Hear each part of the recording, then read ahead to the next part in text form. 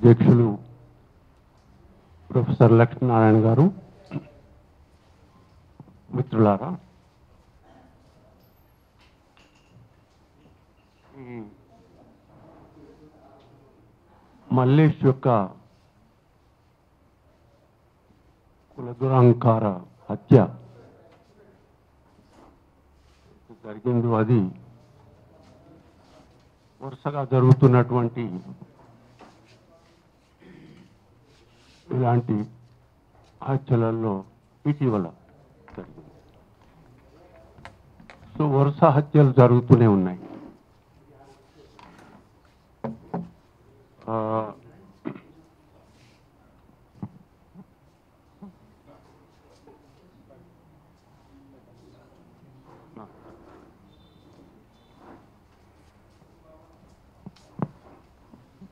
అయితే ఇవి స్పొరాడిక్గా జరుగుతున్నాయా?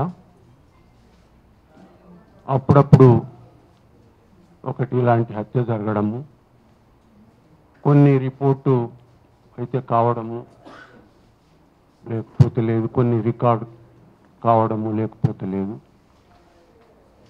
సో స్పొరాడిక్ ఇన్సిడెంట్స్ ఇవి, లేక సమాజంలో ఒక ధోరణి. సో వృద్ధి చెంది ఇప్పుడు ముందుకు వస్తున్నటువంటి ఒక ధోరణి అనేది మనం ఆలోచించవలసిన అవసరం ఉంది.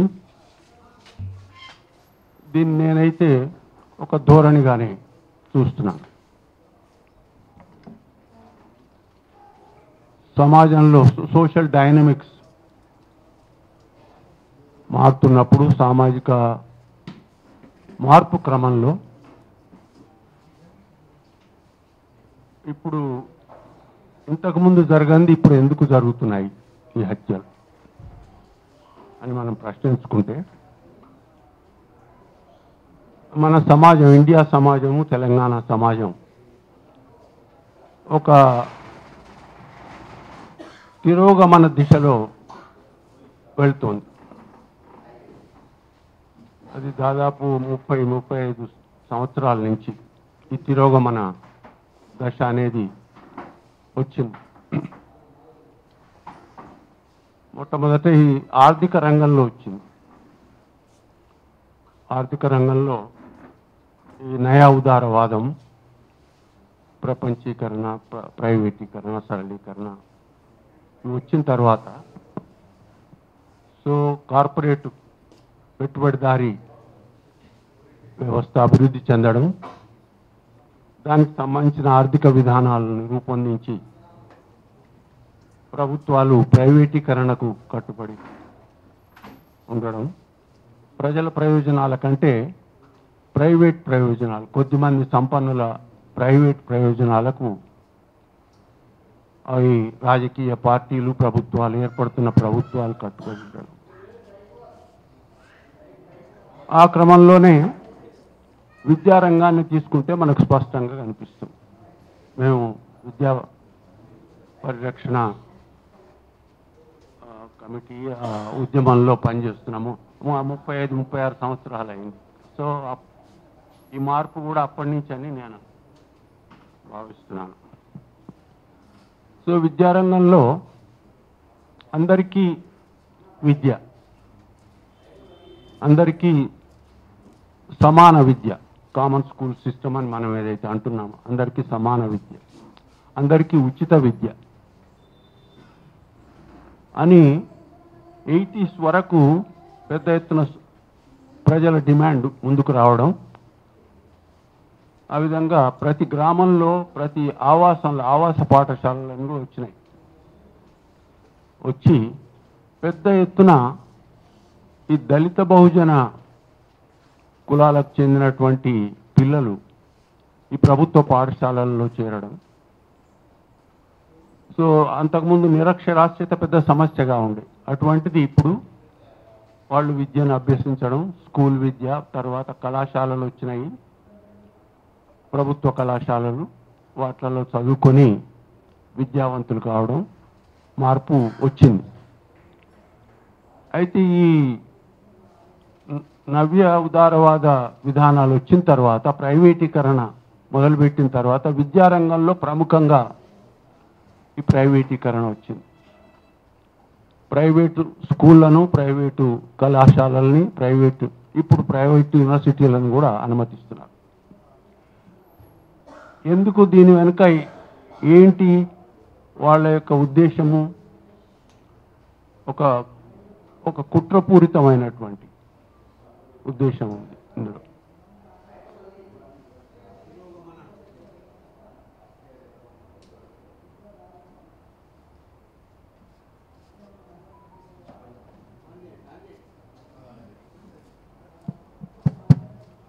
తిరోగమన దశ ఏదైతే స్టార్ట్ అయిందో అందులో భాగంగా ఈ దళిత బహుజనులకు పూర్వం విద్య అసలు వీళ్ళకి లభ్యం కాలేదు. స్వాతంత్రం కంటే ముందు దళిత బహుజనులకు విద్య అసలు చిన్నపరెడ్డి అనే ఒక సుప్రీంకోర్టు జడ్జి నాకు చెప్పారు, 1940 వరకు ఈ అగ్రకులాలన్న వాళ్ళకు కూడా చదువు లేదు. నేను మద్రాసు యూనివర్సిటీలో ఫస్ట్ గ్రాడ్యుయేట్ను 1942లో అని చెప్పారు. సో అటువంటిది దళిత బహుజనులకు విద్య అనేది క్వశ్చనే లేదు అంతకుముందు, స్వాతంత్రానికంటే ముందు. ఇప్పుడు ప్రభుత్వ స్కూళ్ళు, బడులు, కళాశాలలు ఏర్పడ్డాయి, యూనివర్సిటీలు ఏర్పడ్డాయి. అందులో ఈ రిజర్వేషన్ అనే అంశం కూడా ఉంది. వాటిని ఉపయోగించుకొని చదువుకుంటుంటే వీళ్ళు ముందుకు వచ్చేస్తున్నారు, చదువులలో ముందుకు వస్తున్నారు, ఉద్యోగాలలో ముందుకు వస్తున్నారు, సో రాజ్యాధికారంలోకి వస్తున్నారు. సరే, పొలిటికల్ రిజర్వేషన్ ఉంది కొంత అసెంబ్లీస్, పార్లమెంట్లో. సో ఇట్లా వీళ్ళు ముందుకు వచ్చేస్తున్నారు, మనతో పాటుగా, మనకు సమానంగా, మనకు ధీటుగా అనేది చేసి ఈ ప్రైవేటీకరణను పెద్ద ఎత్తున విద్యారంగం అనేది చాలా కీలకమైనటువంటిది దళిత బహుజనుల అభివృద్ధి కోసం. ఇది పెద్ద మార్గం అన్నమాట అభివృద్ధికి. వేరే సోర్సెస్ ఏం లేవు, విద్య ద్వారానే అభివృద్ధి కావడానికి అవకాశం ఉంది. సో అటువంటిది ఆ విద్యను వీళ్ళకు లభ్యం కాకుండా చేయాలి.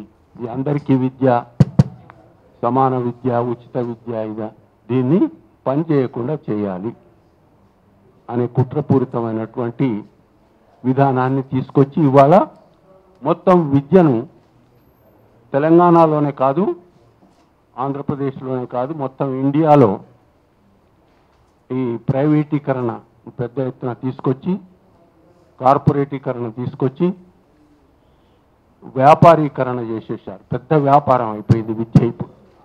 ఇప్పుడు ఈ పెద్ద వ్యాపారంగా నడుస్తున్నటువంటి విద్యలోకి దళిత బహుజనులు ఎక్కడి నుంచి ఎంటర్ అవుతారు?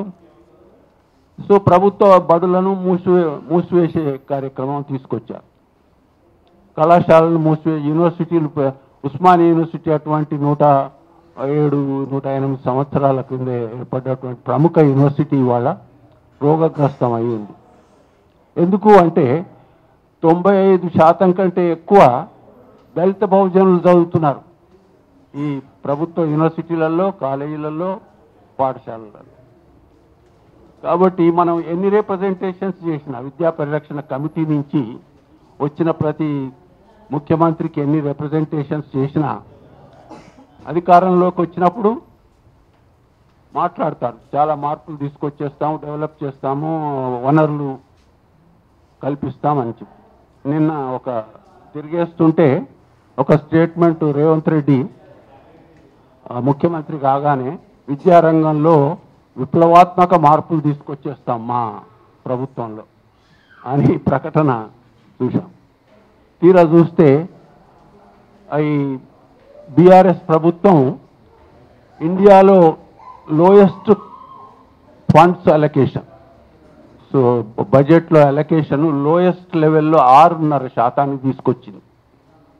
ఒకప్పుడు 17% వరకు ఉండే మన రాష్ట్రాలలో. సో ఈ కాంగ్రెస్ ప్రభుత్వం వచ్చిన తర్వాత మేము అభివృద్ధి చేస్తాం ప్రభుత్వ విద్యను అని చెప్పి ఎన్నో మాటలు చెప్పి ఇప్పుడు మళ్ళీ బడ్జెట్లు 2 బడ్జెట్లు ప్రవేశపెట్టారు, 7.5% లెవెల్లో ఉంది. సో ఇట్లా దళిత బహుజనులు అభివృద్ధి చెందకూడదనే ఒక కుట్రపూరితమైనటువంటి విధానాలని అమలు చేయడం జరుగుతుంది. ప్రభుత్వ రంగంలో పరిశ్రమలు, వ్యాపార సంస్థలు, వాటిల్లో ఉద్యోగాలు ఉండేవి పెద్ద ఎత్తున. వాటిల్లోకి వీళ్ళు వచ్చేవాళ్ళు, చదువుకొని ఈ ఉద్యోగాలలోకి వచ్చేవాళ్ళు. ఇప్పుడు ఆ ప్రభుత్వ రంగ పరిశ్రమలు ప్రైవేటీకరణ ఇవంతా అయితే ఇక్కడ స్థూలంగా మనం చూసినట్లయితే ఈ కుల వ్యవస్థ హిందూ మతంలో భాగంగా వచ్చింది. హిందూ మతానికి సంబంధించినటువంటి వ్యవస్థ ఇది. వేదాలు, ఉపనిషత్తులు, భగవద్గీత, పురాణాలు అన్నిట్లలో కూడా ఈ వర్ణ వ్యవస్థ, కుల వ్యవస్థ గురించి చెప్పారు. ధర్మశాస్త్రాలు ముఖ్యంగా, వాటికంటే ముఖ్యంగా ధర్మశాస్త్రాలు, హిందూ ధర్మశాస్త్రాలు అన్నిట్లలో కూడా ఒక మనుధర్మశాస్త్రమే కాదు, మనుధర్మశాస్త్రం చాలా ముఖ్యమైన ధర్మశాస్త్రం. కానీ మనుధర్మశాస్త్రానికంటే ముందొచ్చినటువంటి వ్యాసుడు, భరద్వాజుడు, వశిష్ఠుడు, వీళ్ళంతా పెద్ద పెద్ద మహర్షులు ఎవరైతే హిందూ మహర్షులు ఉండిరో వాళ్ళందరూ కూడా ధర్మశాస్త్రాలలో ఈ వర్ణాశ్రమ ధర్మము, చాతుర్వేద పురుషార్థాలని ఆ ధర్మశాస్త్రాన్ని రాశారు. అది కొనసాగుతుంది. సో దానివల్ల ఏమవుతుంది, భగవద్గీతని చెప్పిన వాడెవడు? కృష్ణుడు. కృష్ణుడు ఎవరు? భగవానుడు, విష్ణు అవతారం. విష్ణు అవతారం భగవంతుడే ఈ వ్యవస్థను సృష్టించాడు, వర్ణ వ్యవస్థను, కుల వ్యవస్థను. కాబట్టి ఇది పుణ్యం పాపాలకు సంబంధించింది. సో నమ్మకానికి, భగవంతుల్లో నమ్మకానికి సంబంధించింది, దాంతో ముడిపడి ఉన్నది. కాబట్టి దీన్ని వ్యతిరేకిస్తే వెంటనే హిందూ మతాన్ని వ్యతిరేకించినట్టుగా ఫీల్ చేస్తారు. హిందూ సాంప్రదాయాన్ని, హిందూ ధర్మశాస్త్రాలని, హిందూ శాస్త్రాలని వ్యతిరేకించినట్లుగా ఫీల్ చేస్తారు. అది ఒక అంశం. రెండోది ఏంటంటే, ఈ స్వాతంత్రం వచ్చి రాజ్యాంగ వ్యవస్థ, చట్ట వ్యవస్థ ఇవన్నీ వచ్చినాయి. రాజ్యాంగంలో చాలా ప్రముఖమైనటువంటి సామాజిక మార్పుకు సంబంధించినటువంటి అంశాలు ఉన్నాయి. సో మనము రాజ్యాంగ పీఠిక దగ్గర నుంచి, ఫండమెంటల్ రైట్స్ దగ్గర నుంచి, డైరెక్టివ్ ప్రిన్సిపల్స్ వరకు మొత్తం చూసుకుంటూ పోతే అబాలిషన్ ఆఫ్ అన్టచబిలిటీ 17వ ఆర్టికల్లో ఉంది. అది ఫండమెంటల్ రైట్స్లో అదొకటి, అబాలిషన్ ఆఫ్ అన్టచబిలిటీ. దాని తర్వాత ఉన్నటువంటి ఆర్టికల్లో 16లో no all kinds of discrimination are banned including కుల వివక్ష, మతము, కులము, జాతి, ఈ వివక్షలన్నింటినీ రద్దు చేస్తున్నామని పెట్టారు. కానీ అంబేద్కర్ చెప్పినట్లుగా రాజ్యాంగము, చట్టాలు ఒకవైపు, సామాజిక వ్యవస్థ ఒకవైపు. సామాజిక వ్యవస్థ ఎట్లా నడుస్తుంది?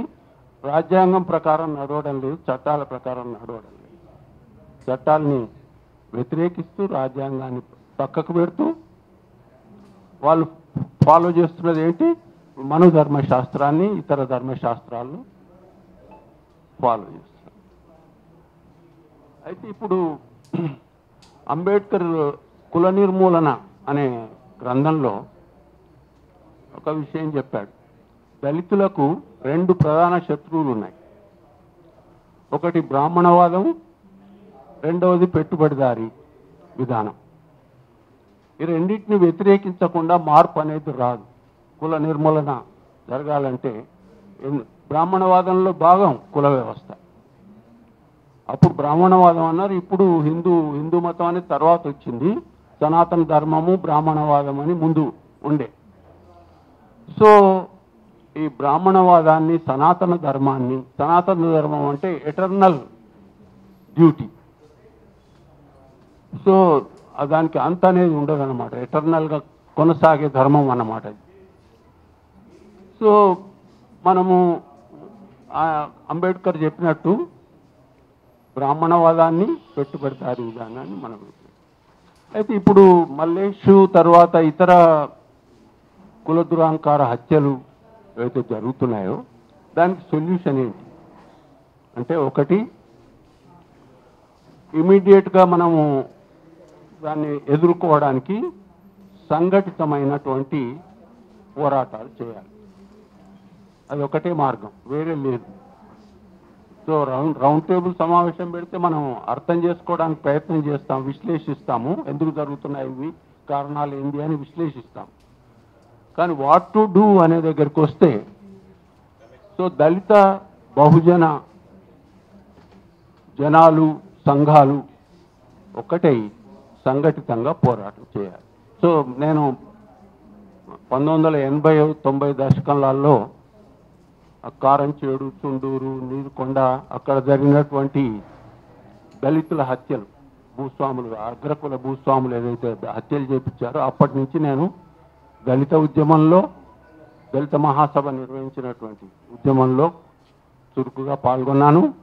ఆ తర్వాత ఈ వెనుకబడిన కులాల ఉద్యమాలలో కూడా పాల్గొన్నాను. తర్వాత ఏమిటంటే కామన్ ఇష్యూస్ వచ్చినప్పుడు దళిత మహాసభ, దళిత బహుజన మహాసభ అని కూడా పెట్టాం. అందులో కూడా నేను చురుకుగా పనిచేశాను.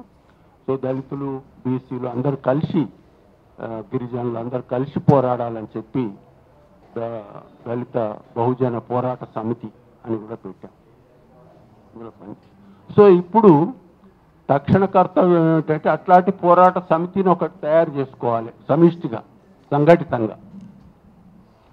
అయితే ఈ పోరాట సమితి యొక్క దృక్పథం ఎట్లా ఉండాలి, ఫ్రేమ్వర్క్ ఎట్లా ఉండాలి అంటే, బ్రాహ్మణవాదాన్ని వ్యతిరేకించాలి. ఎందుకంటే కుల వ్యవస్థ, బ్రాహ్మణవాదం వలన, కుల వ్యవస్థ వలన ఈ హత్యలు జరుగుతున్నాయి. మూలం అక్కడ ఉంది. కాబట్టి మనము బ్రాహ్మణవాదాన్ని వ్యతిరేకించాలి. హిందుత్వ అని ఏదైతే ప్రస్తుతం పిలుస్తున్నారో, బ్రాహ్మణవాదాన్ని ఇప్పుడు హిందుత్వ అంటున్నారు, దాన్ని మనం వ్యతిరేకించాలి. మన యొక్క దృక్పథం ఫ్రేమ్వర్క్లో ఇవి ఉండాలన్నమాట.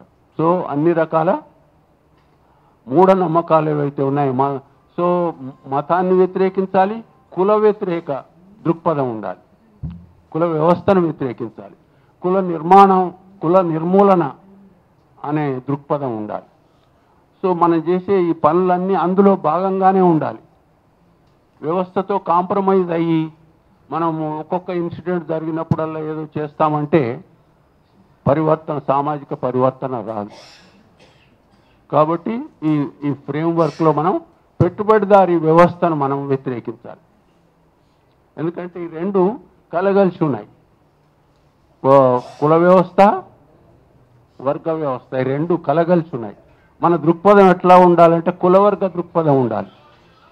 ఓన్లీ కుల దృక్పథమే ఉంటే అంబేద్కరిజం అని మాట్లాడుతూ మనము సొల్యూషన్స్ కోసం ప్రయత్నం చేస్తే ఏమవుతుందంటే, మెజారిటీ ఆఫ్ ది పీపుల్ వ్యవస్థలో భాగం అయిపోతున్నారు, చిన్న చిన్న లాభాల కోసం కాంప్రమైజ్ అయిపోతున్నారు అంబేద్కరిజం అని మాట్లాడుతూ.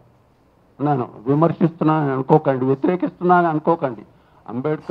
అంబేద్కర్ గొప్ప మేధావి. నేను ఇండియాలో పుట్టినటువంటి ఇద్దరు అంబేద్కర్ మెమోరియల్ లెక్చర్ నన్ను ఇన్వైట్ చేస్తే, ఇండియాలో పుట్టిన ఇద్దరు గొప్ప మేధావులు ఎవరంటే, ఒకరు బుద్ధుడు, రెండవ వాడు అంబేద్కర్ అని చెప్పాను తప్పనిసరిగా. అయితే ఇప్పుడు ఉన్నవాళ్ళు అంబేద్కరిజం పేరు చెప్పి, అంబేద్కర్ పేరు మీద సంస్థలు పెట్టుకొని చిన్న చిన్న ఉద్యమాలు నిర్వహిస్తూ స్వల్ప లాభాల కోసం పనిచేస్తున్నారు. కానీ సో దీర్ఘకాలిక శాశ్వత పరిష్కారాల గురించి ఆలోచించడం లేదు. ఆలోచిస్తే కులాన్ని వ్యతిరేకించాలి, బ్రాహ్మణవాదాన్ని వ్యతిరేకించాలి, పెట్టుబడిదారి విధానాన్ని కూడా వ్యతిరేకించాలి. ఎందుకంటే కులం, వర్గం కలిసి ఉన్నది. ఇవాళ నిన్ననే రిపోర్ట్ వచ్చింది, Indian economic report. So Ambani, Mukesh Ambani richest man of India. ఆయన ఎవరు? గుజరాత్ వైశ్యుడు. సో ఆయన కుటుంబ ఆస్తులు ఎంత అంటే 28 లక్షల కోట్లు. సో జీడిపిలో భాగం ఎంత అంటే 12%. సో ఇప్పుడు ఈ అభివృద్ధి గురించి ఒకటి ఆలోచించాలి. అభివృద్ధి ఎవరి కోసము అంటే అగ్రకుల సంపన్నుల కోసం. సంక్షేమం ఎవరి కోసము అంటే దళిత బహుజనుల కోసం. సో ఈ రెండింటిని మనం విడగొట్టి అర్థం చేసుకోవడానికి ప్రయత్నించాలి. సో వీళ్ళు చనిపోకుండా, ఆకలి చావులు చావకుండా, పని దొరకక, ఆదాయం లేక చనిపోకుండా బతికుండేటట్లు చేయాలంటే ఈ సంక్షేమ కార్యక్రమాలు నడిపించి, సో మొత్తం ఆధారపడి బతికే చాకరికి బతికుండాలి, పని చేయాలి కాబట్టి బతికుండాలి. సో మొత్తము ఆధారపడి జీవించే పరిస్థితిని తీసుకొచ్చారు ఇవాళ. 80 కోట్ల మందికి ఆహార భద్రత లేదు. రేషన్ కార్డులలో బియ్యం ఇస్తే తప్ప మార్కెట్లో కొనుక్కొని తినే పరిస్థితి లేదు. సో ఇల్లు కట్టియడము, విద్యుత్తును ఉచితంగా ఇవ్వడం, ఉచితాలు చాలా ఉన్నాయి, సబ్సిడీలు చాలా ఉన్నాయి. ఇవన్నీ నేను వద్దంటలేను, ఇవ్వాలి. ఎందుకంటే బతికుండాలి కదా, మొదలు పోరాటం చేయాలంటే బతికుండాలి. కాబట్టి ఇవి ఇవ్వాలి. కానీ సొల్యూషన్ ఏంటి అంటే అభివృద్ధిలో భాగస్వాములు కావాలి, వీళ్ళు అభివృద్ధిలో భాగం కావాలి. జీడిపి డిస్ట్రిబ్యూషన్, సమానత్వ డిస్ట్రిబ్యూషన్ రావాలి. జీడిపి పెరగడమే కాదు, సమానత్వ డిస్ట్రిబ్యూషన్ రావాలి. సో కొన్ని కుటుంబాలే, సో 300 కుటుంబాలకు అది ఇచ్చారు. 300 కుటుంబాల దగ్గర 146 లక్షల కోట్ల ఆదాయం వాళ్ళ దగ్గర కేంద్రీకరించబడి ఉంది. 300 కుటుంబాల చేతిలో 60%, జీడిపిలో 60% వాళ్ళ చేతిలో ఉంది.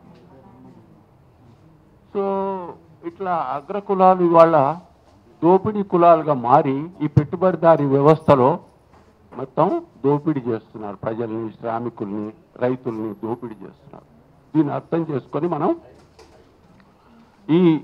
ఈ రకమైనటువంటి దోపిడీ వ్యవస్థను ఏదైతే డెవలప్ చేస్తున్నారో, పెట్టుబడిదారీ దోపిడీని, దీన్ని వ్యతిరేకించాలి. సో ఒక అగ్రకుల వ్యక్తి ఎమ్మెల్యేగా ఎలక్ట్ అయితే ఈ 5 ఏళ్లలో పెద్ద సంపన్నుడు అయిపోతాడు. ఒక దళితుడు ఎమ్మెల్యే అయితే 5 ఏళ్లలో ఏమవుతాడు?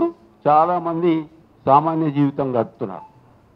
5 ఏళ్ళ తర్వాత అసెంబ్లీకి ఎన్నికైనా, సర్పంచ్కి ఎన్నికైనా తర్వాత మామూలు జీవితమే గడుపుతున్నాడు. కానీ సో అగ్రకుల వ్యక్తి ఎమ్మెల్యే, ఎంపీ, మినిస్టర్ అయితే సంపన్నుడు అయిపోతున్నారు. సో బ్రహ్మాండం వనరులన్నింటినీ దోపిడీ చేస్తాడు, ప్రభుత్వ వనరులను, ప్రైవేట్ వనరులను. ఇది జరుగుతుంది. కాబట్టి మనము ఈ దృక్పథాన్ని డెవలప్ చేసుకొని ఈ హక్కుల కోసం మనం ఏదైతే పోరాడాలో, హక్కుల పోరాట సమితిని ఏర్పాటు చేసుకోవాలి, సమిష్టిగా చేసుకొని దాని ద్వారా పోరాటాలను నిర్వహించాలి. దృక్పథం ఇది ఉండాలి. తర్వాత సామాజిక మార్పు ఉద్యమాలని, పరివర్తన ఉద్యమాలని పెద్ద ఎత్తున మనం ఆర్గనైజ్ చేసుకోవాలి. అందులో ఈ కుల వ్యతిరేక, మత వ్యతిరేక, సో దృక్పథం ఏముండాలి? రేషనలిజం,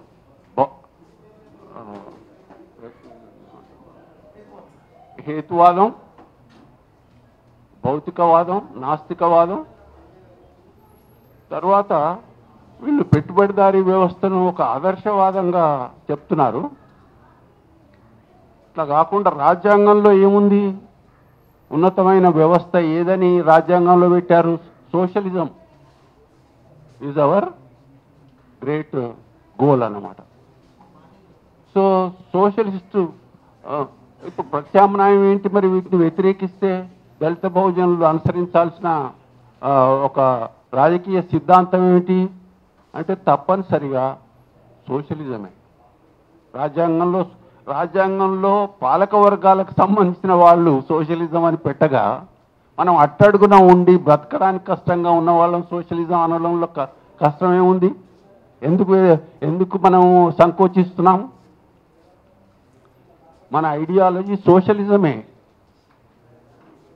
దాన్ని కూడా మనం మన దృక్పథంలో పెట్టుకొని ఒకవైపు ఈ హక్కుల కోసము హత్యలకు వ్యతిరేకంగా పోరాడడం, రెండవది సామాజిక పరివర్తన కోసం మనం ఉద్యమాల్ని ముందుకు తీసుకుపోవడం, వాటిలలో ఈ లక్ష్యాలన్నింటినీ మనం పొందుపరుచుకొని ముందుకు పోవాల్సినటువంటి అవసరం ఉందని, ఇప్పుడు సమయం ఎక్కువ లేదు కాబట్టి స్థూలంగా చెప్పాను నేను.